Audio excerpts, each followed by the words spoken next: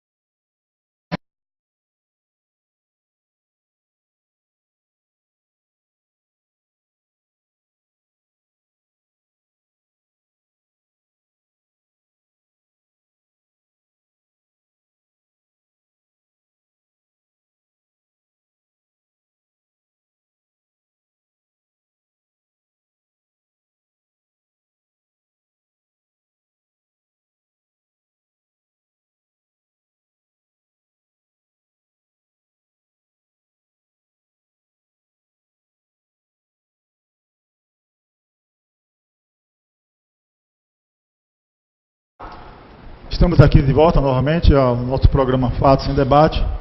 Nós vamos retomar esse vídeo mais à frente. Pedimos desculpa a vocês porque nosso tempo urge, por isso que agora vamos iniciar a entrevista com o pastor Hélio Júnior. O pastor Hélio Júnior, ele é presidente da OMEA, Ordem dos Ministros Evangélicos, aqui na cidade de Alagoinhas. Região também, eu sou em Alagoinhas, pastor? Ela é região também. Região Litoral Norte, Agreste Baiana. Exatamente. Quantos membros ou filiados a OMEA tem, ou pastores ou igrejas? Olha só, nós temos mais de 100 filiados, sendo que dentre esses filiados tem certas igrejas que ela tem várias igrejas, ou seja, o presidente faz parte da organização, mas tem outras igrejas. Então, em termos de filiados, nós temos 115 filiados, mas em termos de congregações, no contexto, tem mais de 200 congregações. Pastor, eu quero lhe agradecer a presença aqui, obrigado por ter nos atendido. O pastor Hélio Júnior, ele é bacharelando em Direito no momento, né? Isso. O pastor Hélio Júnior também, ele é um dos principais organizadores da Marcha para Jesus, e o que o ano passado, inclusive, reuniu milhares de pessoas ali no centro da cidade de Alagoas, e que sempre consegue reunir através de um grande gesto, que é pregar a palavra de Deus, e, além disso, consegue atrair pessoas que não são evangélicas, pessoas que são curiosos, que acompanham sempre essa marcha. Muito bonita, por sinal, inclusive o ano passado nós registramos, fizemos uma matéria, e aqui, por isso que nos interessamos em trazê-lo aqui para dar essa entrevista para a gente. Então, vamos lá, pastor. Primeira pergunta que nós gostaríamos de fazer sobre sua campanha é com relação à educação. Quais seriam os seus projetos voltados para a melhoria da educação, principalmente a educação pública? Olha só, com a educação pública, nós estávamos até ontem fazendo uma entrevista, também estava numa entrevista ontem, e nós estávamos falando a respeito também da educação. E uma das coisas que mais está deixando os professores, né, preocupados é a questão da violência na sala de aula. A violência na sala de aula. E nós sabemos que é muito delicado esse ponto, mas é uma realidade. Nós temos visto nos noticiários muitos professores vítimas de agressões, né? Quando elas não são físicas, elas são verbais. E na sua grande maioria é mais verbais. E as físicas a gente vê no contexto aí dos noticiários. Bom, a gente irá, caso eleito, a primeira coisa que nós iremos fazer nessa área da educação, caso eleito, é convocar, né, eu sei que todo profissional tem o seu sindicato, né, nós iremos manter, caso eleito, o gabinete à disposição para conversar com o sindicato, porque você não tem como conversar com todos os professores, mas a demanda dos professores chega até o sindicato para que a primeira ação nossa é tentar achar uma solução para amenizar, não é, essa questão da violência na sala de aula. Eu não sei se ainda não tive conversando com os presidentes de sindicato na área dos professores, mas eu creio que eles devem ter alguma demanda, alguma maneira de pelo menos amenizar essa parte da questão da violência. Então nós estaremos, em primeiro momento, se reunindo com os principais representantes da categoria dos professores, para que nós possamos tentar acharmos uma solução para vencer essa tal dessa violência na sala de aula. E o segundo ponto, que também é importante, é a questão de, junto com o mandato, lutar junto na Secretaria de Educação, valorizar tanto o professor, como na questão da sua remuneração, na questão de tudo aquilo que ele necessita para que ele possa exercer a sua função como profissional e também as melhorias nos colégios da rede estadual. Pastor, nós estamos vivendo um momento em que o Estado está buscando municipalizar as escolas estaduais, muitas dessas escolas estaduais. Como o senhor vê, analisa, avalia essa questão da municipalização dessas escolas? Olha, eu vejo de uma forma preocupante. Por quê? Porque existem dois cenários com relação a isso. O primeiro cenário é que aquelas cidades, no Porto de Alagoinhas, no Porto de Salvador, no Porto de Feira de Santana, as principais cidades do estado da Bahia, nesse ponto de vista, não deixa de ser preocupante, né, porque você coloca o ônus em uma outra organização que é a municipal, mas tem uma certa estrutura para, vamos dizer assim, adotar mais um filho ou mais filhos, ou seja, mais escolas para a gestão municipal. Mas o que mais preocupa são aquelas cidades de pequeno porte, que ela praticamente não tem sustentabilidade, ela depende tanto de incentivos do Estado, incentivo federal, principalmente incentivo federal, para ela se manter, ela não se mantém por si só, e daí você começa a observar a preocupação dessas cidades, como Aramari, como Pedrão, qual é a estrutura que Pedrão tem para segurar uma estrutura de uma escola de ensino médio, de ensino fundamental. Então, nesse caso aí, eu acho um pouco preocupante, principalmente as pequenas cidades, que ela não tem estrutura própria, ela vive de outras situações para se manter, como eu acabei de falar, de recursos do governo do Estado, do governo federal, principalmente. Então, eu, caso eleito, estarei trabalhando para que, ainda que aconteça, mas que as cidades pequenas, que não tenham condição, ou que a prefeitura mostre no seu projeto municipal de gestão na área da educação, que não tem mais condição, nós estaremos trabalhando para que essas cidades, caso o prefeito nos convoque, independente de politicagem, independente de que partido ele seja, mas que ele venha nos procurar, caso eleito, para que nós venhamos debater, principalmente as cidades que não têm estrutura para receber um outro ônus, que é de assumir uma responsabilidade, que sabe que existe a situação de custo para você manter toda uma estrutura. Então, eu estou muito preocupado com relação a isso, já que você me fez essa pergunta, mas eu estarei à disposição de todas as prefeituras que não têm estrutura e que, de repente, o governo do Estado queira, mesmo ela não tendo estrutura, querer municipalizar naquela cidade que não tem essa estrutura, principalmente quando eu me refiro a estrutura na parte de recursos, para fazer a manutenção de uma escola que outrora do governo do Estado e agora municipalizá-la. Mas deixo aqui a todos que estão ouvindo esse programa que, caso eleito, eu vou estar do lado daquelas prefeituras que ela venha demonstrar que não tenha nenhuma condição, e nós estaremos com o mandato à disposição para discutir isso na Assembleia Legislativa da Bahia, caso eleito, porque nós sabemos que todos os atos do governo, o próximo gestor do governo, o próximo gestor estadual do governo do Estado, ele vai ter que precisar ter o apoio dos deputados na Assembleia Legislativa. E no meu caso eu vou ficar atento para estar sempre a favor das prefeituras, principalmente aquelas que não têm condição de municipalizar as escolas oriundas do governo do Estado.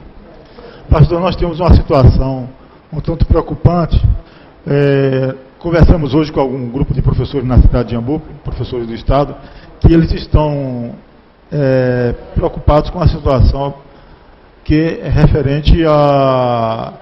Eles querem saber como o senhor, a partir dos seus projetos, buscaria um melhor atendimento pediátrico através de PRONCEP para os professores do Estado, já que esse que já que o Prancev em Alagoinhas não atende a nem urgência nem emergência em questão de atendimento pediátrico, como é que o senhor resolveria isso, essa questão? Olha, é aquela coisa. Esse caso muito puxa a questão que eu toquei, a questão dos sindicatos. Né?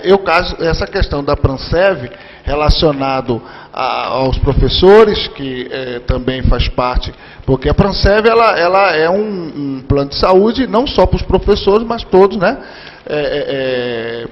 Funcionário público do Estado.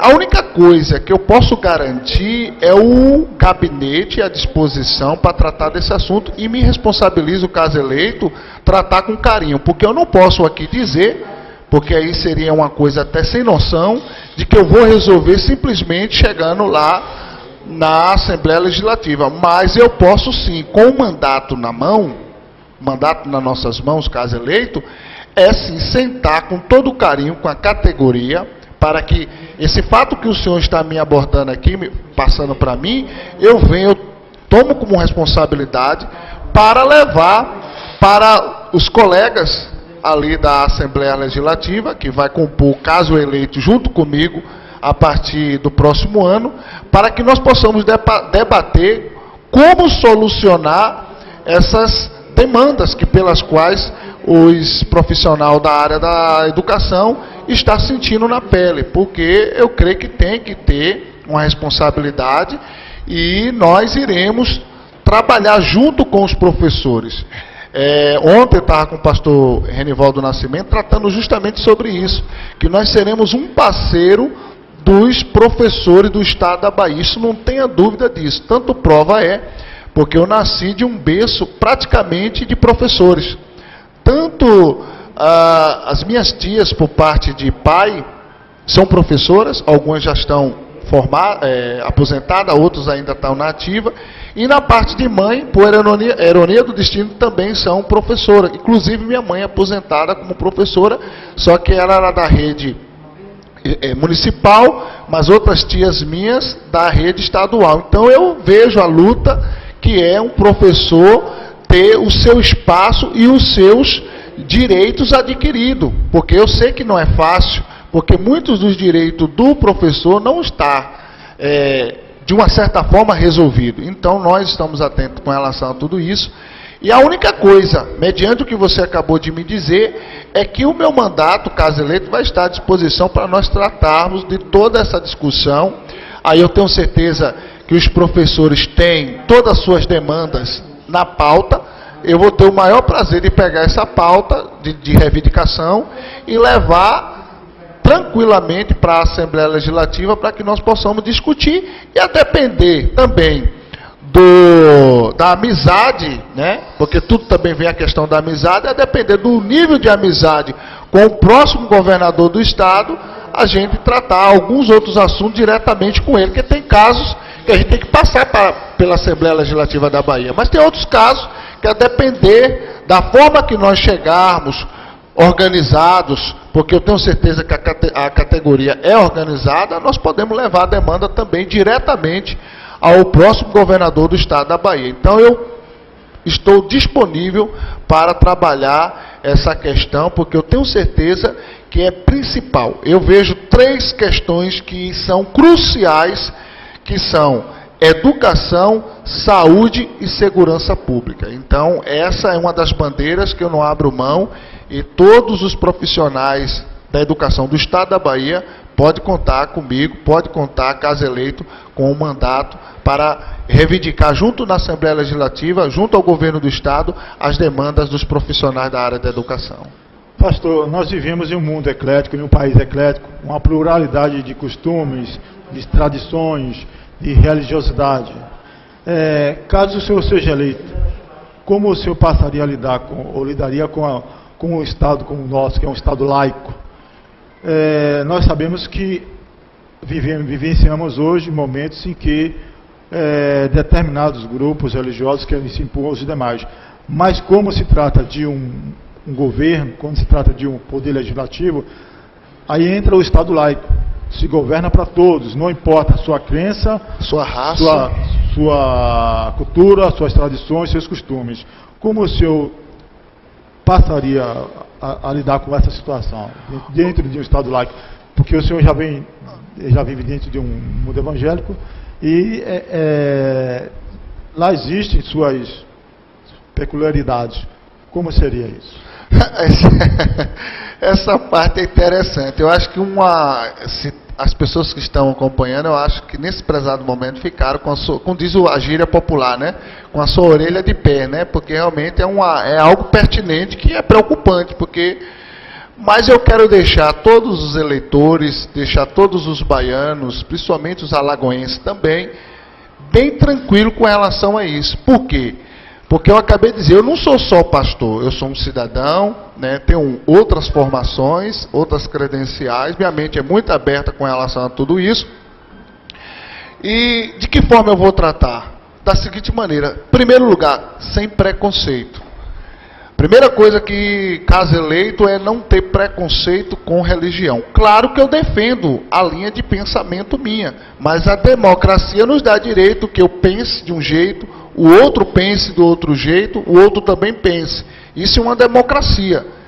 O que não pode é ferir o direito do outro, o pensamento do outro. E isso eu tenho como uma marca na minha vida, tanto religiosa como pública. Eu sei que, caso eleito, a caneta de um deputado estadual, ela vai servir para todos. Por exemplo, na parte social, que eu creio que você vai abordar mais lá na frente, mas eu quero adentrar nessa parte. Todos os segmentos, ela tem o seu lado social, né? Tem a sua ONG, tem, né, os seus trabalhos voltados para ajudar o próximo, e jamais, por mais que aquela ONG ela seja de um terreiro de Umbanda, ou de uma Quimbanda, ou do centro espírita, ou do catolicismo, ou do cristão, todos eles serão bem aceitos, porque nós não iremos tratar de religiosidade no contexto social. A religião nós estaremos respeitando, sem sombra de dúvida. Agora, em todos esses segmentos religiosos, independente de ser o que eu professo, mas se ali tem cidadãos que estão ajudando ao próximo, fazendo trabalho social, e que queiram o nosso apoio, vai ter total apoio. Isso pode deixar registrado, pode até você que está aí do outro lado anotar no papel, ou até registrar esse programa, para que, caso eleito, vocês possam cobrar essa minha linha, que eu estou acabando de dizer aqui, de pensamento. Porque, na verdade, o que eu tenho de consciência é que todas as religiões, ela tem o seu lado social.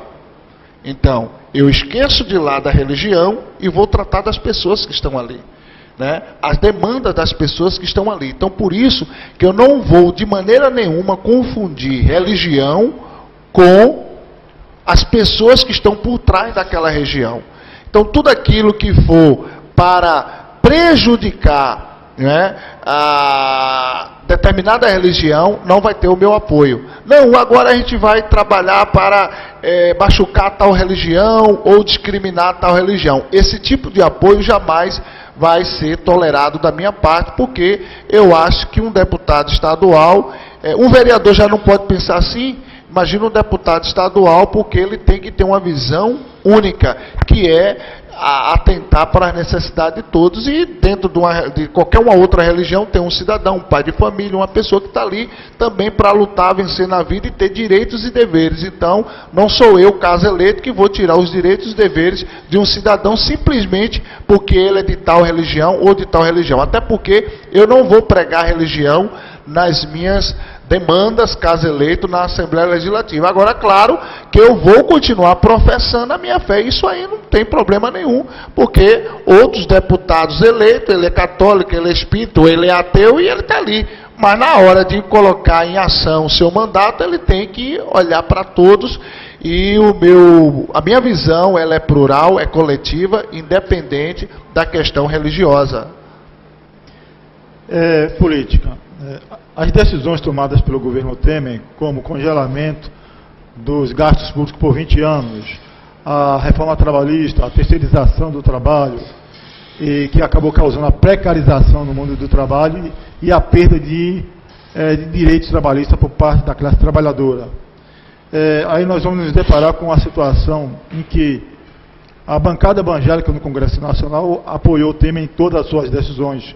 Inclusive, alguns pastores afirmaram que Temer era o escolhido por Deus para dirigir a nação. Esse fato causou uma indignação por parte da população.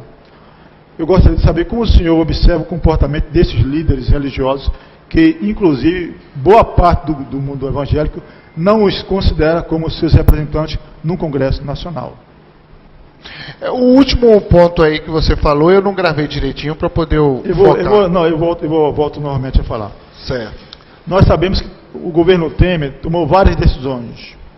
Essas decisões, como por exemplo, a terceirização do trabalho, a reforma da legislação trabalhista, sempre apoiado pela bancada evangélica, que inclusive tornou público de que, para eles, Deus é quem tinha colocado o Temer no poder e que ele era uma pessoa que estava ali porque Deus desejava ali. Só que essa fala dos pastores evangélicos causou indignação perante a população, porque a população, nós sabemos que mais de 90% da população não aprova o governo que aí está. O que eu quero salientar é o seguinte: essas decisões de Temer foram sempre apoiadas pela bancada evangélica. E isso é notório e é público, nós sabemos disso. Como o senhor observa o comportamento desse grupo de pastores evangélicos que estão lá no Congresso Nacional, mas que ao mesmo tempo, boa parte dos evangélicos não os considera como sendo seus representantes lá no Congresso? É aquela coisa, é um assunto que é uma saia que deixa um pouquinho na saia curta. Por quê? Porque eu não estou lá, não venciei. Algumas coisas eu sei, outras não. Mas eu quero dizer o seguinte: essa questão de ter apoiado o Temer, não foi bem apoiar Temer, pelo menos do meu ponto de vista, foi na questão do seguinte: devido toda aquela turbulência da gestão de Dilma, do PT, e algumas coisas que foram pregadas e que confrontaram o segmento cristão e católico, então, e a revolta também estava acontecendo no país, o país ficou dividido, e se gerou a questão de uma alternativa, né? Que a alternativa foi o impeachment de Dilma, e uma vez aprovado o impeachment de Dilma, nasceu essa pessoa que você acabou de dizer que foi o Temer, certo? Mas, no meu ponto de vista, eu não concordo com a administração de Temer, eu não concordo. Como nós vivemos numa democracia, independente de ter um número de evangélicos ou não lá na Assembleia Legislativa, mas eu particularmente não concordo com a administração que Temer tem gerenciado no nosso país, até porque ele já pegou uma bomba, né? Vai começar por isso. Mas o que me deixou revoltado, assim, e creio que todos os eleitores, os brasileiros, foi que, assim que ele assume, no meio de tanta situação, de tanta revolta, ele envolvido ele com mandato de presidente. Quer dizer, se ele já viesse só no assunto que foi a polêmica em torno de Dilma, é menos mal, mas depois que ele assume, aparece ele agindo com coisas ilícitas, né? Já dentro de toda uma situação no país que nós estávamos vivenciando, o povo querendo um novo e acabou se deparando com a situação ou semelhante ou pior do que Dilma no contexto de governabilidade. Mas com relação da reforma trabalhista, existem duas fontes, aquelas que concordam e aquelas que desconcordam, né? A questão da Previdência Social, que é, no caso, a reforma da Previdência Social, que foi as duas que mais eles bateram, né? Foi a da Trabalhista e da Previdência Social. Do jeito que ele queria aplicar, porque eu achei que iam aplicar um golpe em cima do outro golpe, e esse era diretamente para os brasileiros. Da forma que queriam aplicar a reforma da Previdência Social, eu desconcordo. Eu acho que deveria debater mais. Eu creio que uma reforma precisa ter, porque do jeito também que está a Previdência Social, ela tem que ter alguma mudança, porque senão ela vai quebrar. mas não de uma forma já virando as costas, ou seja, fechando os olhos para o cidadão, né, para o brasileiro, porque da forma que estava querendo aprovar na Assembleia, na Câmara de Deputados Federal, era uma forma que sem olhar o lado mais fraco. Eu acredito que precisa ter uma reforma até para poder dar fôlego à Previdência Social, mas de uma forma valorizando o brasileiro, o trabalhador, aquela pessoa que depois que chegar na terceira idade tem o seu direito de se aposentar dignamente. Então, eu sou totalmente contra a maneira que hoje governa o Temer, mas não tenho muito a falar nesse tópico que você falou com relação aos deputados evangélicos da bancada evangélica lá. A única coisa que eu tenho muita tranquilidade de falar foi no requisito da questão do impeachment, né, daquele processo do impeachment. Até aí sim. Daí para frente desandou, né, desandou, e eu creio que a grande maioria dos deputados federal que são evangélicos hoje já não tem mais nenhuma simpatia com o Temer. Eu acho que foi uma questão no calor da situação naquele momento, pensando que na verdade eles pensaram que estava resolvendo o problema do país, tirando um e colocando o outro, mas na verdade foi 6 por meia dúzia. Mas fora isso, eu acho que agora é olhar para frente. Nós estamos nas eleições agora 2018 e agora apostar e conscientizar o povo para que nós possamos dessa vez acertar um governo legítimo, né, legitimado, porque Temer foi, não é, colocado lá de uma forma pela janela, né? E agora a gente tem total liberdade e tranquilidade para escolher com consciência um novo presidente da República que vem entrar pela porta e tentar mudar o rumo do nosso país. Quanto ao fato da grande maioria dos evangélicos não os considerarem como seus representantes, o que o senhor poderia nos falar? Como? Quanto ao fato de boa parte dos evangélicos não considerar esses parlamentares que fazem parte da bancada evangélica, não considerá-los como seus representantes, o senhor teria o que a dizer sobre isso? Mas eu não estou entendendo, considerar da seguinte maneira. Esses deputados da bancada evangélica, eles não têm o apoio da grande maioria dos evangélicos. Os evangélicos, segundo a última pesquisa que foi realizada, eles não os consideram como seus representantes no Congresso, e sim de interesses particulares, de busca de benefício, de status. Aí é uma questão muito de ponto de vista, porque assim, a gente começa por Lázaro. Lázaro, ele, nesse procedimento aí, foi deputado federal, né? Passou por todo esse procedimento, uma pessoa até então que não está envolvida em escândalo, e no entanto, ele agora dá um novo passo para senador, candidato a senador, e está em segundo lugar das pesquisas. E comprovadamente, na sua grande maioria, os cristãos aprovando esse novo passo dele. Então, eu acho que é do ponto de vista, né, de cada um que percebe essa realidade. Um outro fato interessante, que aí tirando do cenário do estado da Bahia, a gente pode ir para o cenário de São Paulo, a gente vê Marco Feliciano, que é um outro, que é deputado federal pelo estado de São Paulo, e também nas pesquisas, ele não estava bem na pesquisa para dar esse passo para senador, mas para deputado federal ele é bem quisto lá pela comunidade evangélica, lá pelo estado de São Paulo. E saiu uma matéria também que a tendência natural para essas eleições é o número de deputados federais aumentar e engrossar a questão do número de deputado federal na Câmara de Deputados Federal. Então, no meu ponto de vista, através de alguns pontos que eu já observei, é que os evangélicos estão mais unidos. Para você ter uma ideia, quem eu percebi, não queria nem tocar nesse assunto, mas quem eu percebi que realmente os evangélicos estão reprovando é a atitude de Marina Silva, porque ela tem muitas coisas que do desejo do cristão, aí quando eu digo cristão, católico e evangélico, porque quando pula para o pensamento político, o pensamento é semelhante do católico e evangélico, né, como no aborto, não é a questão da não legalização da maconha, a questão uma série de situações que valoriza a família. E ela nunca tem uma convicção do que ela sabe que no contexto religioso dela, ela tinha que dizer o que ela pensa, também no contexto do que ela acredita. E nisso ela perdeu muitos simpatizantes do segmento cristão, no ponto dela. Mas aqueles que defendem a família, os princípios cristãos, esses estão em alta, e a tendência de todos os candidatos a deputado estadual e federal que está defendendo a família, os valores cristãos, eles estão em alta e com aceitação do segmento cristão. Uma grande prova aí é o caso de Bolsonaro.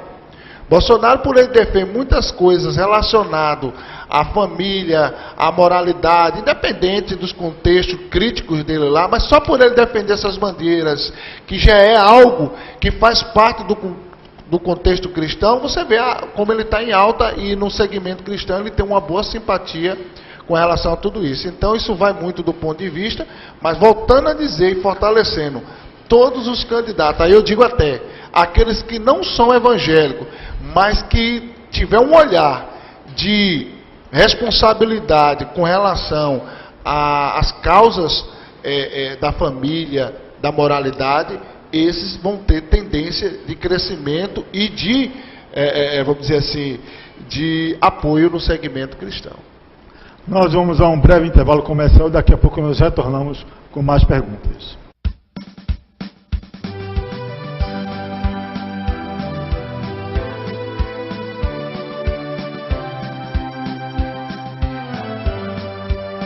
No dia teimada pátria adorada, como joia brilhante e gracil, a lagoinha será apontada para a honra do nosso Brasil.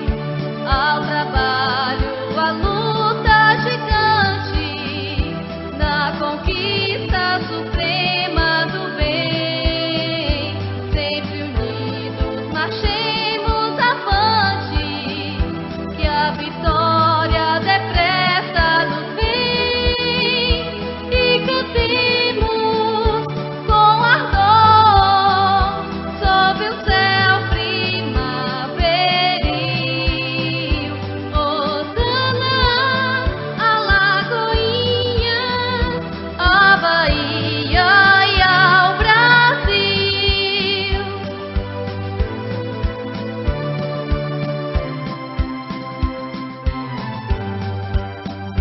Na planície suave ondulante, bafejada de brisa sutil, se destaca formosa e constante, devotada em amar o Brasil.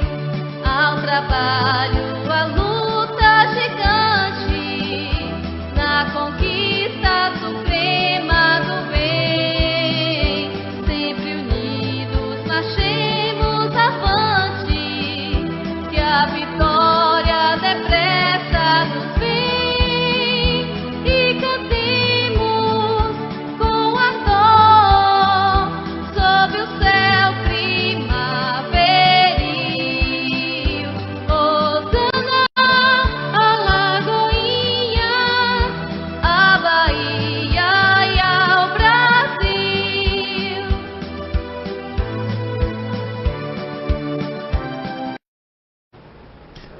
Retomamos novamente aqui com o pastor Hélio Júnior os nossos questionamentos, e nós temos agora a questão da violência. Os índices de violência têm crescido muito na Bahia e em específico em Alagoinhas.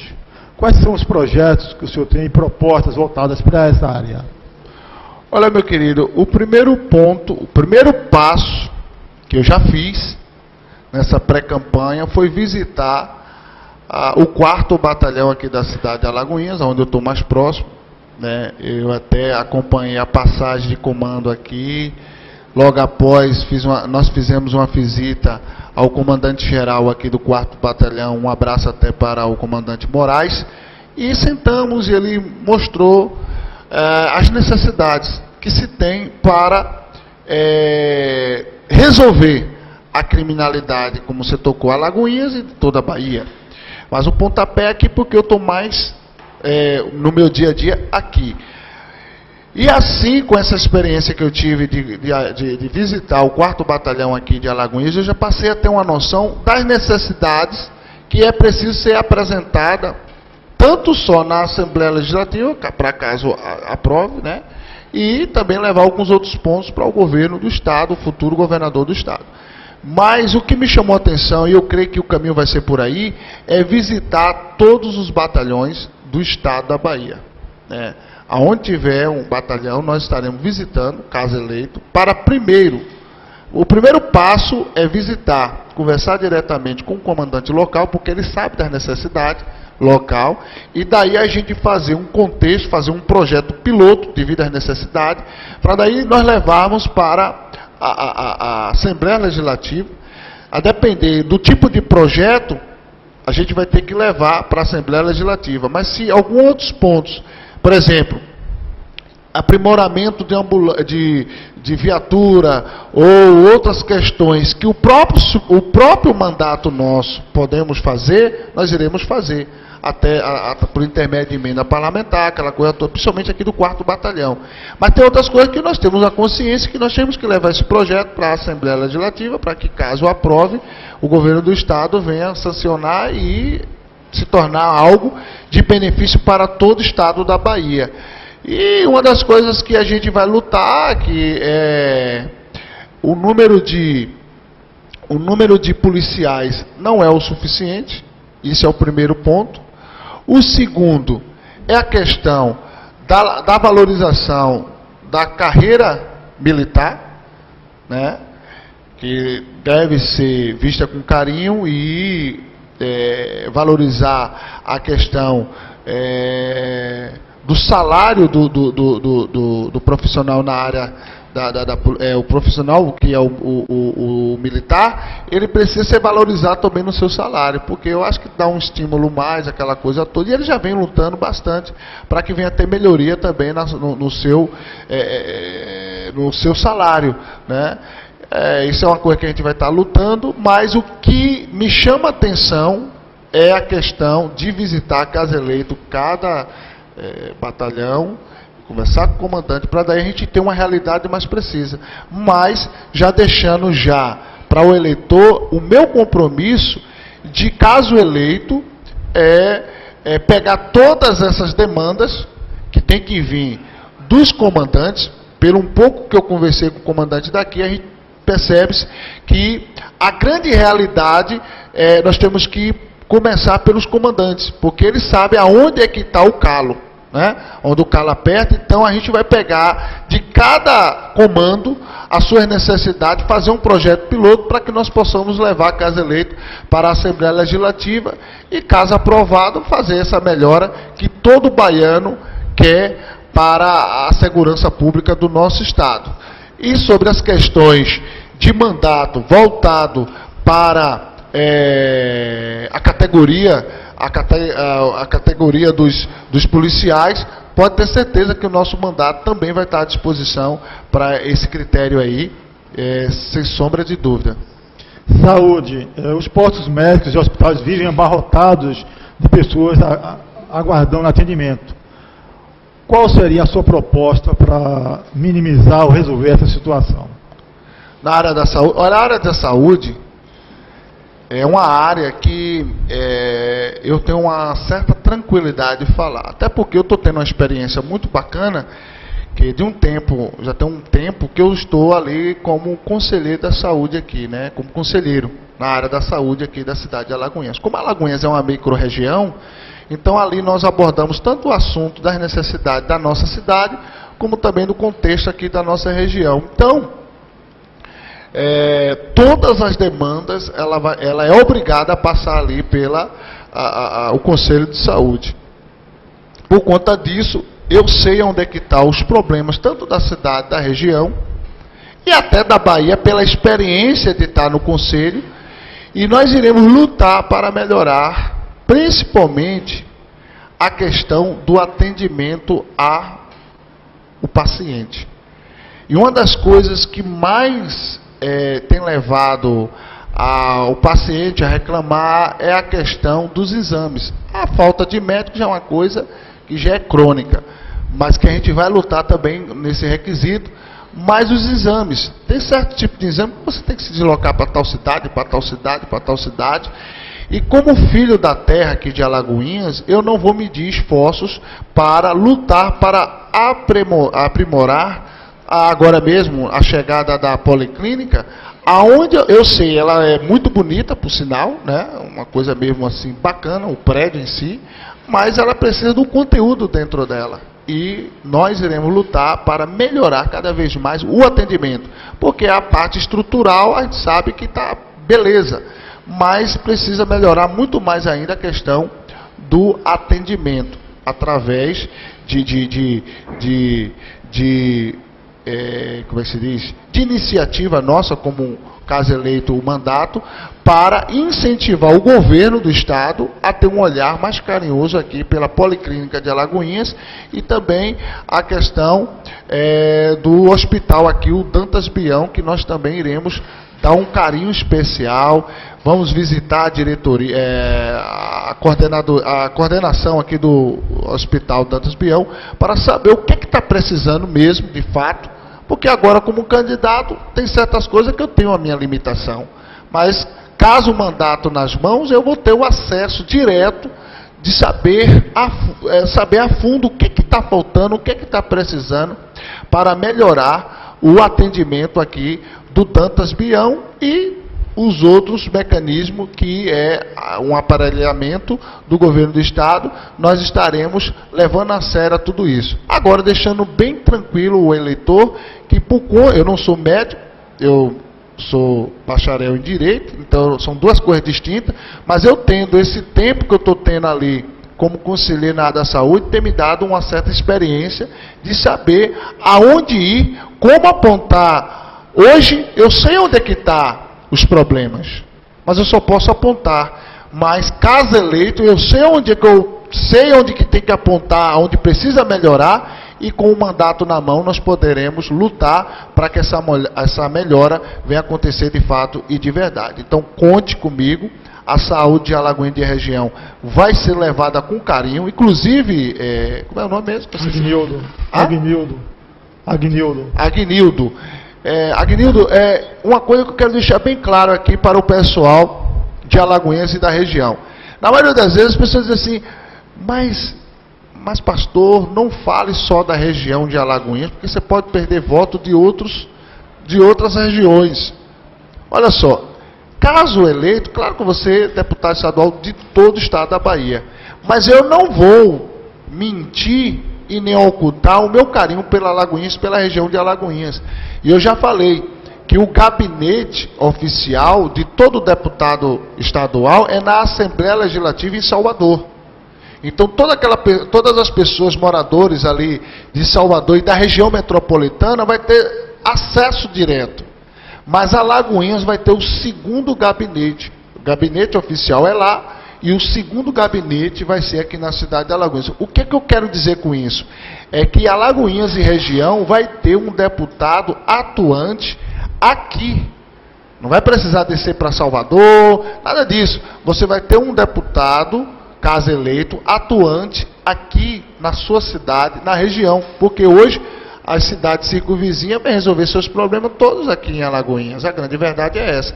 Então você vai ter um deputado atuante aqui. Por quê? Porque a igreja que eu tomo conta é aqui, eu não vou poder sair para outro canto. A questão da minha vida profissional é aqui, minha residência é aqui, então eu não tenho por onde.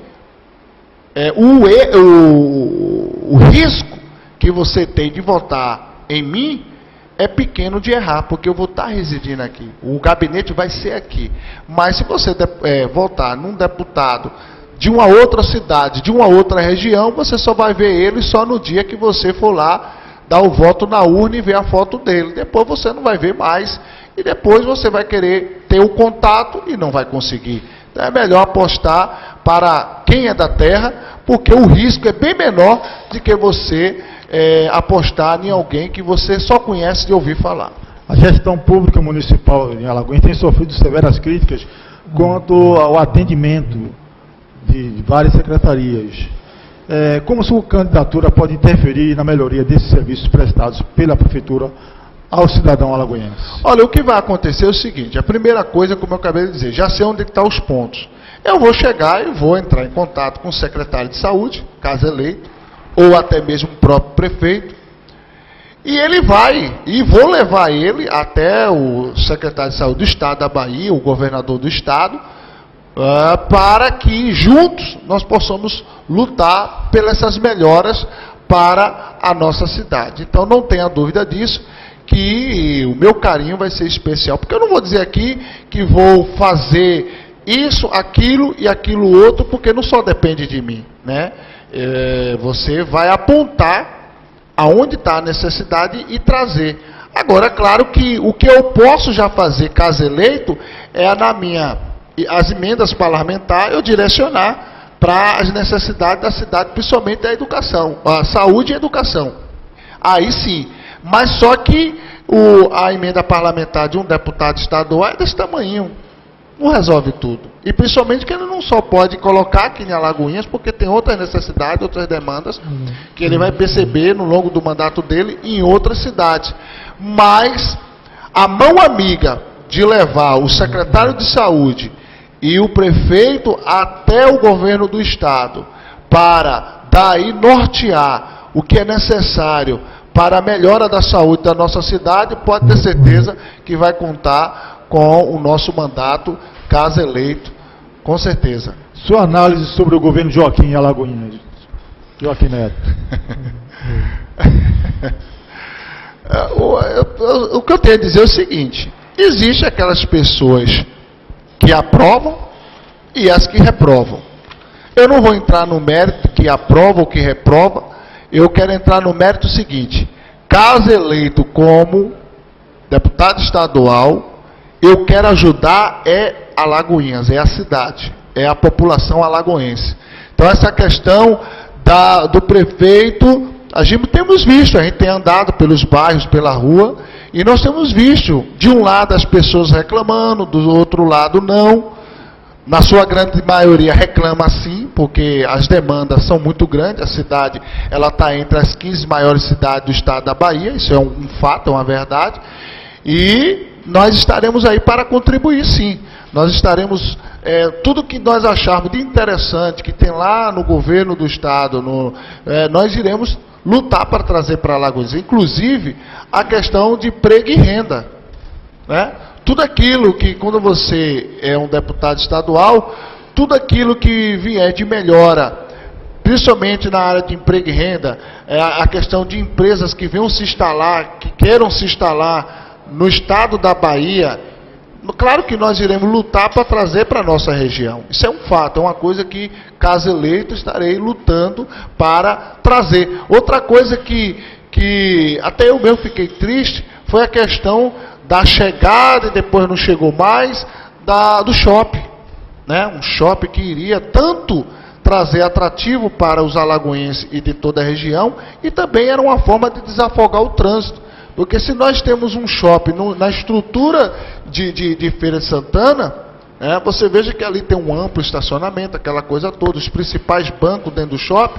Então, quer dizer, mesmo que fosse um pouco distante, mas o interessante é que todas as pessoas que têm automóvel estariam se deslocando para o shopping. E aí o trânsito iria desafogar. Porque hoje você sabe que o nosso trânsito, o trânsito de Alagoinhas, independente do horário, você não acha mais estacionamento. Às vezes eu mesmo moro aqui no centro, tem certos momentos que é necessário sair a pé para ir, resolver minhas coisas, e de carro, porque não é interessante, porque você já não tem mais estacionamento, tem momentos no trânsito que você fica não sei quanto tempo parado por conta da demanda que está na cidade, e o shopping seria de suma importância, e nós estaremos lutando sim, correndo atrás. Toda novidade a gente vai estar atento para que nós possamos valorizar aqui a nossa região, porque a nossa região está em fase de crescimento e nós não podemos parar esse crescimento aqui da nossa região, a região de Alagoinhas. Você está acompanhando o programa Fatos em Debate através da TV Alagonet. Sugestões e críticas, vocês podem também participar encaminhando para nós comentários. Não sei se nós temos aí alguma pergunta do internauta. Tem alguma? Boa tarde, pastor. Pastor, o internauta aqui quer saber, o candidato a ser eleito tem por obrigação atender a todas as demandas da sociedade e atuar né, nas áreas do governo, mas sempre tem uma prioridade. Qual é a prioridade do pastor Hélio Júnior, caso eleito? Olha, aí é onde eu vou entrar e eu não tenho assim, mas vai perder voto. Isso depende da cabeça de cada um. A minha principal prioridade é na área do social. O meu mandato vai ser muito focado na área do social. Por que a área social? Porque como eu sou religioso, eu tenho visitado as igrejas evangélicas, eu tenho visitado as igrejas católicas, eu tenho visitado centro espírita, e tenho visto que os maiores trabalhos sociais estão norteados nesses segmentos. E na maioria das vezes fazendo das tripas coração, para solucionar as demandas. E praticamente não tem verba governamental. Eles vivem mesmo assim mesmo, porque o amor faz a pessoa conseguir, né? O amor, ele acaba superando todas as coisas. E eu acho lindo, né? Muitos até dividindo o seu pão, muitas vezes a coisa está tão difícil que acaba ele tira do bolso para manter as obras sociais. E por conta disso é que o meu mandato vai ter total prioridade para todo o segmento no que diz respeito ao social. A Igreja Católica, por exemplo, aqui na nossa cidade a Igreja Católica tem o lar de idosos, a Igreja Católica aqui tem orfanato, a Igreja Católica tem aqui trabalhos voltados educativos gratuitamente para jovens e adolescentes, né? E as igrejas evangélicas têm centro de recuperação, também tem lar de idosos, tem orfanato, o centro espírita também tem orfanato, tem tudo isso.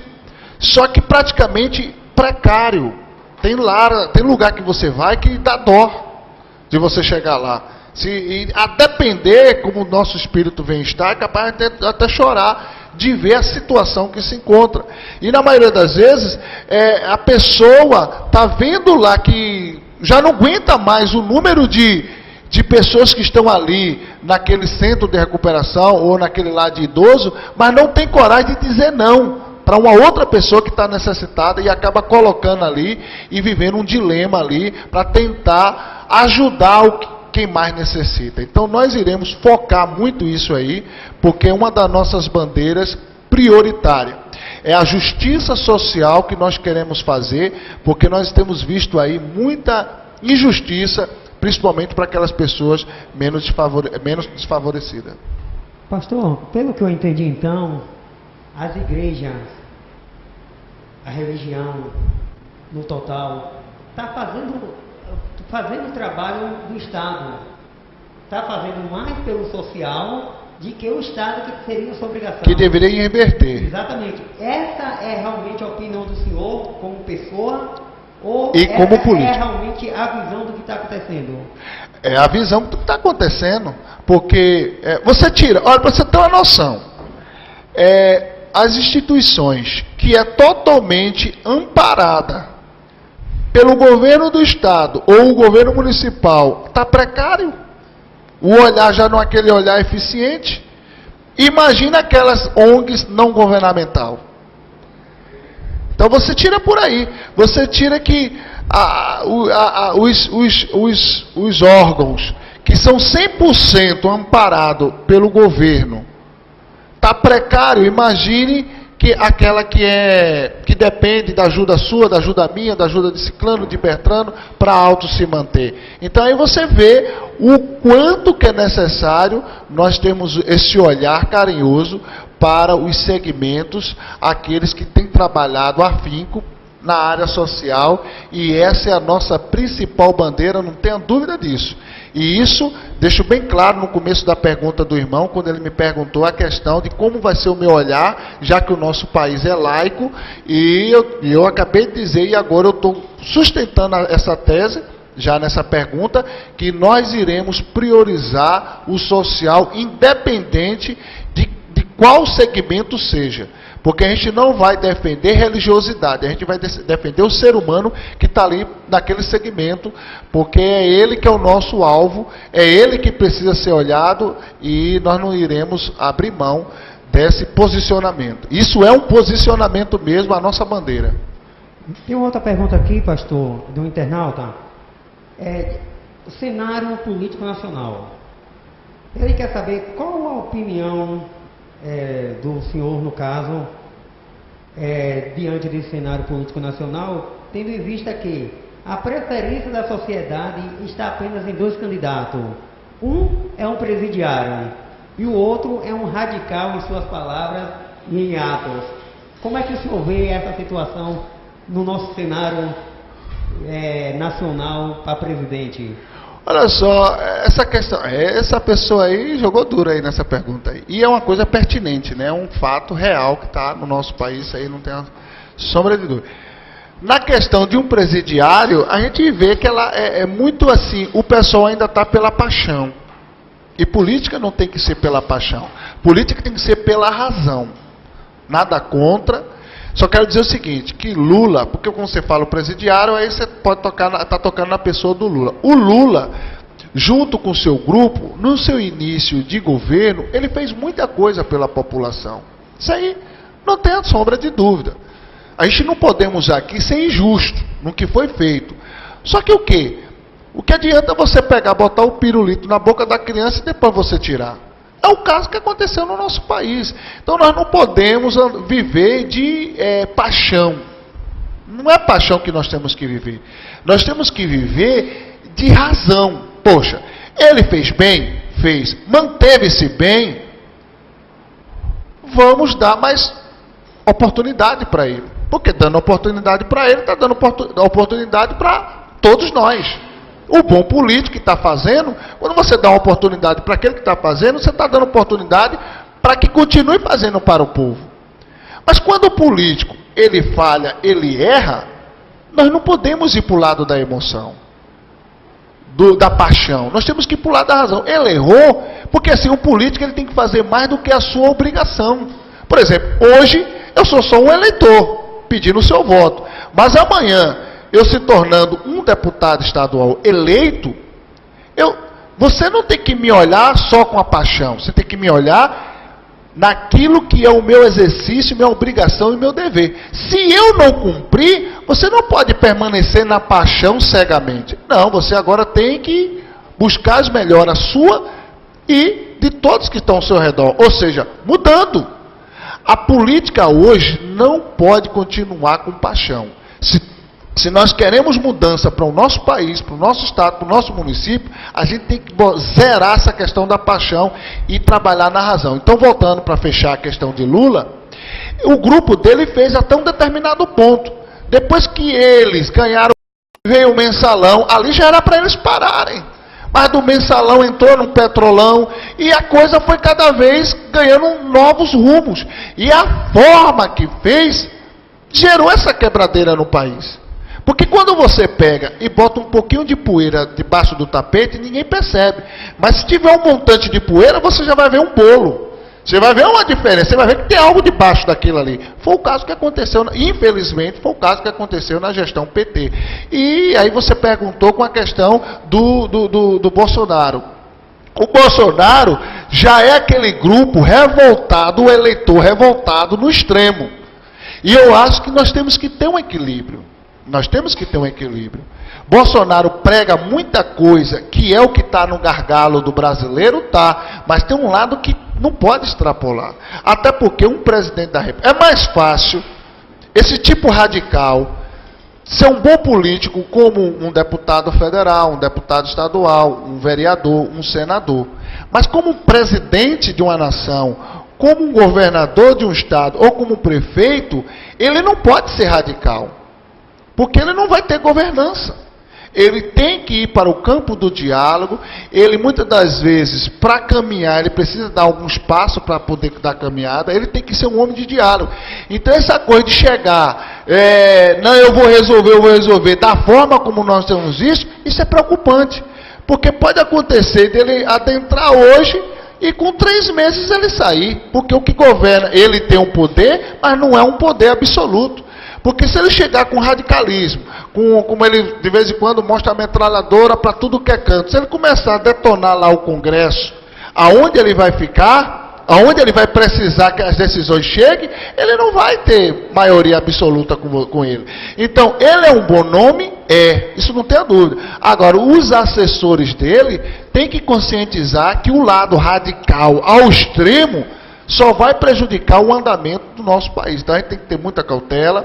Eu estou pedindo muito a Deus que no decorrer dos próximos discursos dele, um anjo baixe nele, que ele venha entender que não é nesse campo radical ao extremo que vai resolver os assuntos da nossa nação. Porque ele vai pegar um Congresso.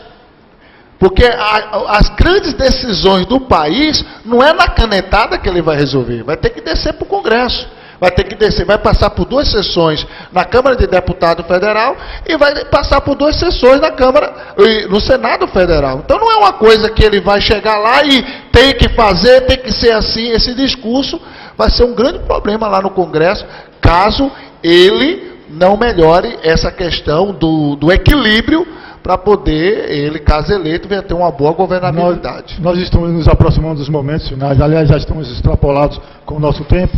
Então, nós vamos fazer rapidamente só 2 questões e aí nós encerramos. A primeira questão é as propostas. Pequeno intervalo? Nós vamos dar um pequeno intervalo e voltamos já já.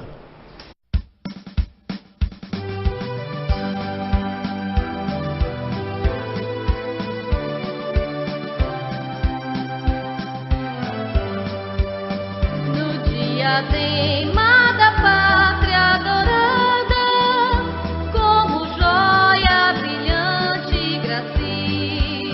a Lagoinha será apontada para a honra do nosso Brasil.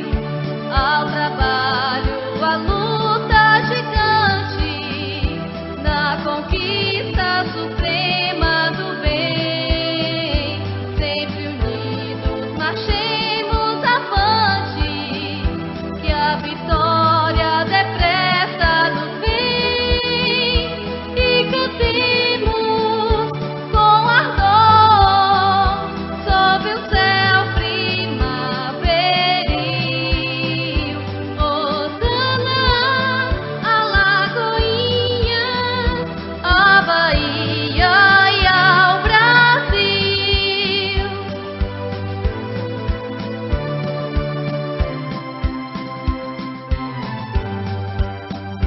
Na planície suave, ondulante, bafejada de brisa sutil, se destaca formosa e constante, devotada em amar o Brasil. Ao trabalho, a luta gigante, na conquista suprema do bem.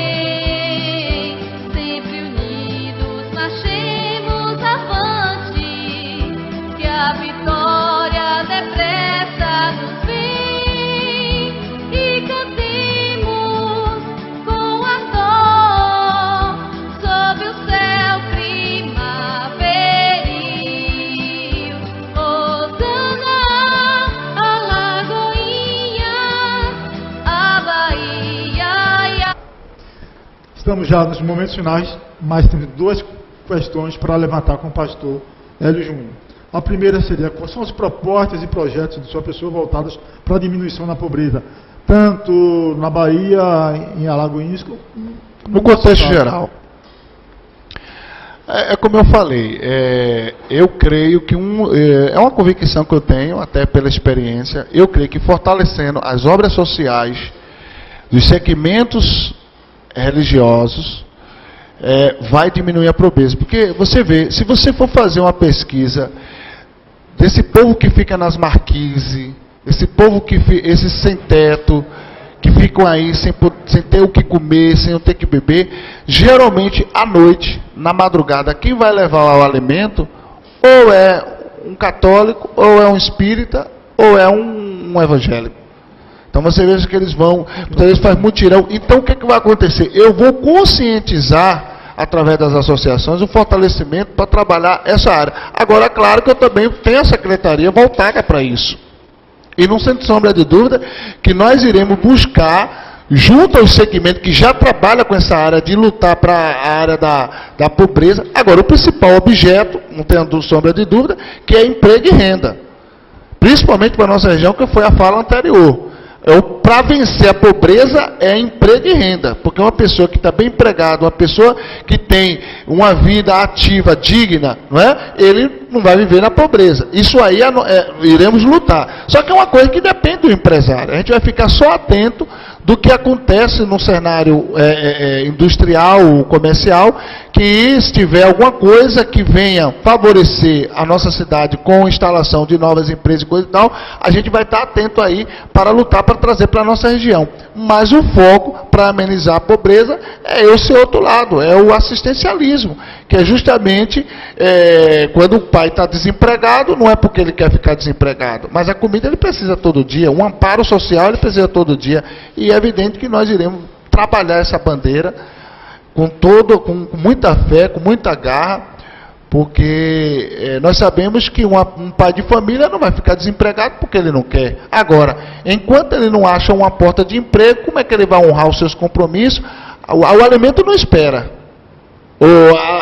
A fome não espera, né? Ele precisa do alimento. Então, nós estaremos criando, nós já temos um projeto piloto, para que, caso eleito, nós possamos colocar em prática esse projeto piloto para amenizar a pobreza da nossa região e da nossa Bahia também. Para fechar com chave de ouro, a última questão que vamos fazer agora. Pastor Hélio Júnior, como os evangélicos receberam a notícia de que o senhor seria candidato a deputado estadual e o que é que o senhor espera deles? Olha, a questão que eu acredito, como algumas pessoas têm me procurado, porque você não pode, né, você precisa, por exemplo, o nosso partido é um partido leve, até na questão do contexto de votação. Foi bom você tocar nesse assunto, para você ter uma noção. Aqui nas eleições que teve em 2016, nós observamos que teve um candidato a vereador que teve quase 1.400 votos e não foi eleito. E já teve um vereador, amigo nosso, por sinal, meu companheiro de carreira, que é pastor também, que teve quase 700 votos e foi eleito, por conta da questão do coeficiente. Então você veja que um teve o dobro e não foi eleito, porque não conseguiu o coeficiente. E o outro foi eleito com 700 votos, por causa da coligação. Então nós estamos numa coligação Patriota Rede, que nos dá essa tranquilidade que, através do corte, o partido faz o primeiro com 20 mil votos. Então, isso dá a entender o seguinte, que se o eleitor cristão, quando eu digo cristão, é aquele que crê em Jesus Cristo, que quer ter uma pessoa que pense como ele pensa, né? Que aí é os católicos, os espíritos, os evangélicos, se eles se conscientizarem e acreditar no projeto, nós poderemos, só com Alagoinhas, eleger um deputado estadual cristão, porque nós só precisamos de 20 mil votos. Alagoinhas tem mais de 100 mil eleitores. Então, com 20 mil, você elege um deputado estadual. E vai ser a primeira vez que a região de Alagoinhas está tendo essa oportunidade, principalmente Alagoinhas, de ter um candidato a deputado estadual, pastor evangélico aqui. Então, é uma coisa que, se todo cristão, quando eu digo cristão, porque cristão é aquele que crê em Jesus. Aí encaixa o espírita, porque ele crê em Jesus, o católico e o evangélico. Então, se todo cristão se unir e se conscientizar, pode ter certeza que nós conseguiremos ter esse êxito. Caso não, eu não vou ficar triste e nem envergonhado. Por quê? Porque o mandato está sendo, esse projeto é para todos. Se eles não abraçar, infelizmente, é uma oportunidade que nós estamos tendo, de ter um representante legal aqui da nossa região, da nossa cidade de Alagoinhas. Então está aí, o meu nome está à disposição e eu tenho total tranquilidade. Ah, pastor, mas se você não tiver uma boa expressão de voto, eu estou com a minha consciência tranquila, porque a minha vontade é lançar o projeto e o povo venha ver se é viável ou não. Se, principalmente os evangélicos, sendo que só tem um candidato evangélico pastor aqui da cidade. E não abraçar esse projeto, paciência. Então ele vai confiar em quem? No de fora? Então confia no de fora e continua as demandas da nossa cidade, da região, aí a desejar, por conta de nós não termos um representante legal. Então a oportunidade é de nós termos um representante legal, filho da cidade e cristão. Nossos agradecimentos a você, telespectador, que acompanhou o nosso programa durante toda essa tarde. Lembrando que você pode assistir a reprise do nosso programa através do Facebook, do nosso canal YouTube, TV Alagoanete. Estará disponível ainda hoje para você assistir, você que não pôde acompanhar. E nós agradecemos aqui, de pé, ao pastor que atendeu de pronto o nosso pedido de vir aqui debater, falar sobre os seus projetos, colocar aqui a sua candidatura, assim como esse canal está disponível para outros candidatos, quaisquer que sejam os seus partidos. Pastor, suas considerações finais. Eu quero também agradecer a todos, né, ao programa. Pode falar o número de urna, não? Tranquilo. Então eu quero dizer que para mim é um prazer estar aqui, porque um convite como esse, você está fazendo uma prestação social, né? Você está contribuindo com a sociedade e mostrar mais um projeto. E nós estamos aqui para isso, para fazer isso aí, estar à disposição para a sociedade. Quero dizer que ore por mim, você que é católico, você que é espírita, ore, porque nós precisamos muito da força divina para darmos continuidade a esse projeto. E digo, caso eleito, o mandato é nosso, é da nossa região, né, para discutirmos o assunto da nossa região. Como eu acabei de falar, o gabinete, o segundo gabinete vai estar instalado aqui em Alagoinhas. Então aí já disse tudo, as demandas da nossa cidade vai estar sempre levando com carinho para a Assembleia Legislativa. E dizer que o meu número, o número para a melhora da nossa região é o 51555. 51555, e com certeza nós estaremos lutando para ter dias melhores para a nossa cidade, para a nossa região. Eu tinha outra coisa para falar. Sim, a maior prova também é a questão da Marcha para Jesus. É um trabalho que nós fazemos todos os anos para orarmos pela cidade e conscientizar os jovens. Então é isso, a nossa preocupação é essa. As cruzadas mesmo internacional, não sei se você já ouviu falar de alguma cruzada internacional, sempre tem um apoio da UMEC, são trabalhos impactantes que não só tem um impacto na cidade, como em toda a região. E com certeza o mandato não vai ser só impacto para a cidade, não, vai ser impacto para toda a Bahia, porque nós vamos pegar o que é de melhor, que nós iremos aplicar aqui na Alagoinhas e na região, e isso vai servir de exemplo, de espelho para toda a Bahia. No mais, obrigado por todos, obrigado por você estar acompanhando até esse prezado momento, esse programa. Traremos outras candidaturas aqui para que você, eleitor, avalie as suas propostas, seus projetos, e daí você chega à conclusão que você deve ou não votar. Nós trouxemos a dele, vamos trazer de outros, agradecemos novamente ao pastor Hélio Júnior e ao MEA. E nós finalizamos o nosso programa por hoje. Até o nosso próximo encontro.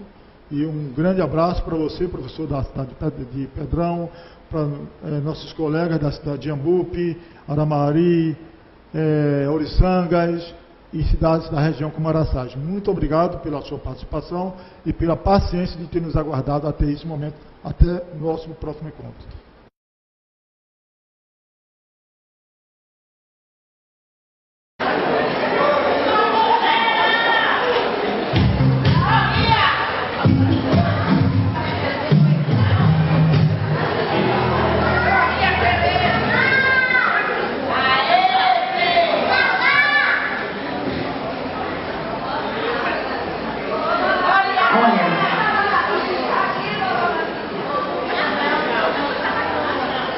Eu vou chegar bem para frente para eu dizer uma coisa para vocês. Vocês estão lindas. Isso é um fato de vocês estarem aqui, já são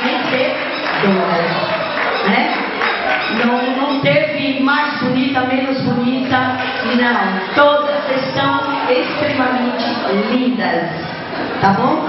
Mas eu preciso dizer que quinto lugar, chega um pouquinho pra frente, Maria Pereira Lima.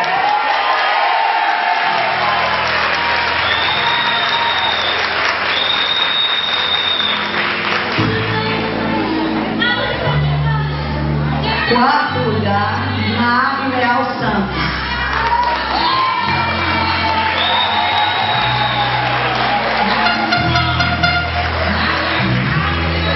Terceiro lugar, Andiara Santana Dias.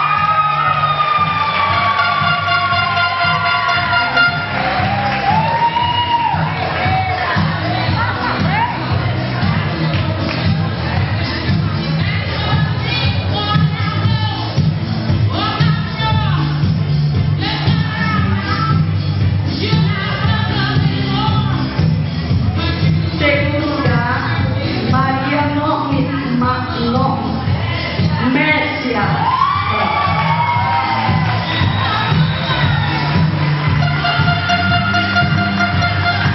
Ai, gente, ai. Quem será?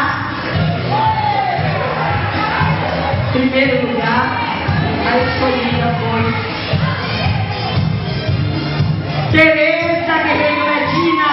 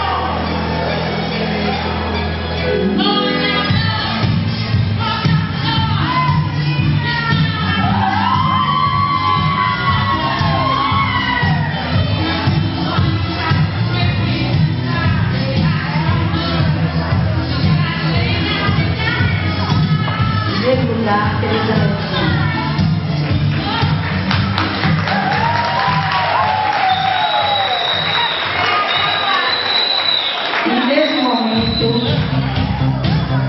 vou pedir só que você venha pra cá.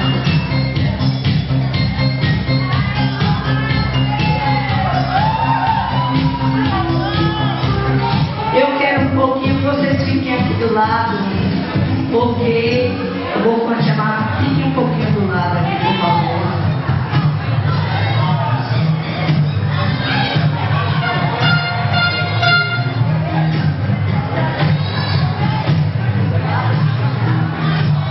Deixe um espaço aqui aberto que eu vou.